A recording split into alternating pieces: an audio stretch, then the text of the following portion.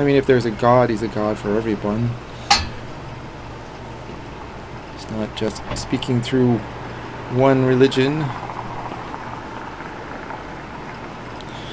As a result of being involved in Christian Science, I attend some of their services, and last night I went to a testimony meeting. And this is relevant because one of the testimonies given was a woman who was in charge of a store in downtown Toronto and was managing that store while the riots were going on, the protests were going on. And she had indicated how she had used prayerful means to get herself and her staff and her store through the whole experience, and that they had managed to arrive on the other side of the whole thing with everything intact, no windows broken, no one hurt. But probably more relevantly to this little speech I'm giving is that she was rather dumbfounded when the worst, in the thick of things, when the worst was going on down there, when people were jumping on cars and lighting them on fire. She actually had to bring out her cell phone and call 911 because there were no police around. Okay, so there's a little more evidence to show us that, yes, in fact, we are looking at a crime scene here.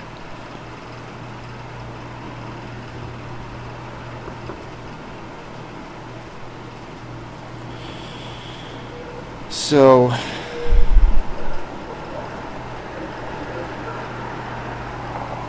you can't really fight fire with fire, can you? I mean, it's been done. Doesn't work.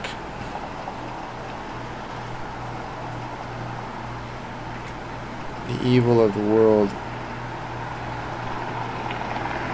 gets its reward, I guess. I mean, but, you know, if everyone hates you and you're constantly having to come up with more and more strategies to maintain your state of dominance, your control, and your life is nothing but a whirlwind,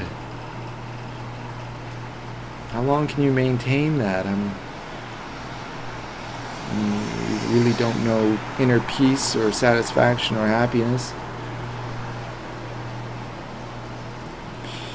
And technology is making it more and more difficult for people to get away with it, but of course on the other side of the equation, technology is also making it easier for them to maintain that control, to flood the world with propaganda.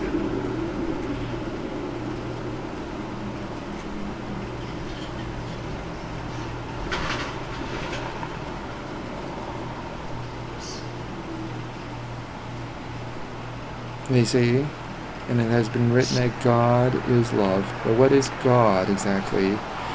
Well, God, I believe, according to Eckhart Tolle and according to most spiritual thinkers who have really made a mark, is inside you. And so it's a pursuit of something deep and inner inside which maintains your state of being, which allows you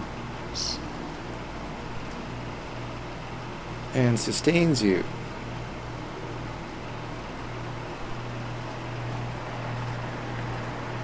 Ultimately, you can look at things and work at it from an intellectual point.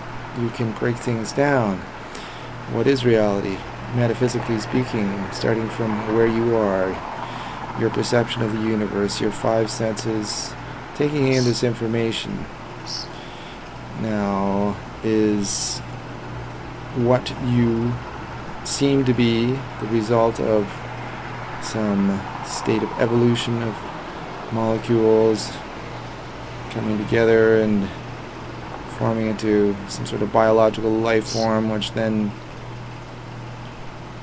we know the scale of evolution, it somehow over millions of years produces a intelligent being or perhaps intelligent, that can then look back upon that scale and say, oh, so this is what happened. I started out here as an amoeba, and after all these events and so many rotations around, orbits around the sun, several million of them, managed to pop out at the other end as a bunch of crazy apes who run around building roads, burning fossil fuels, and making these concrete hives.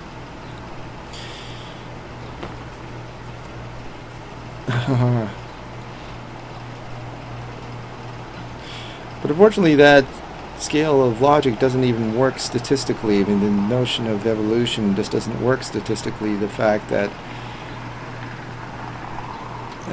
the basic premise is astronomically impossible almost, that two molecules will rub together the right way to form a more complex and more interesting molecule, and then that same principle continues up and up the ladder to us. It just, even that logic is highly unsound. So then you have to ask yourself, does it come from the ground or does it come from the sky? Does it come from some deeper inner source?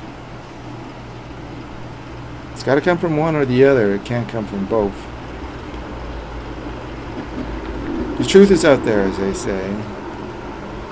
You have to figure it out yourself, inevitably. I mean, you know. A lot of things will happen to people that seem to indicate, well, you know, I didn't make this happen. There's something going on around here. But I really think that we're not going to get out of this mess that we're digging ourselves into, or someone is digging us into, whether we want them to or we want us to or not, by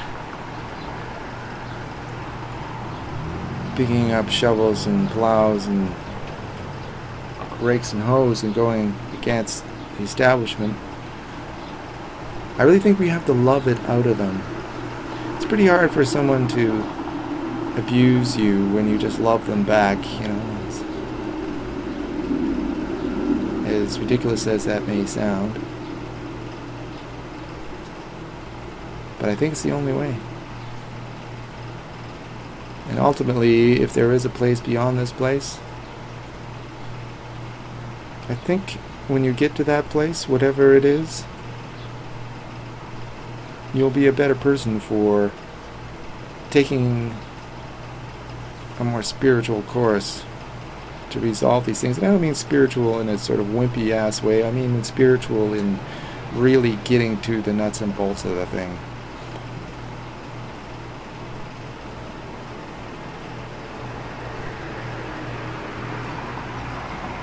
Science and Health is a pretty good book.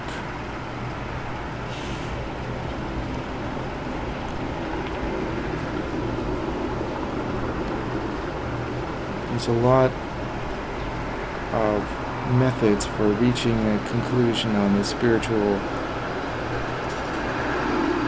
aspect of life and its significance, and how the pursuit of spirituality is probably the most satisfying you'll have. And you can grind away on the material scale forever and it just keeps on coming back the same thing. The whole mirage of the desert scenario, it just goes on and on. Why eat sand when you can drink water?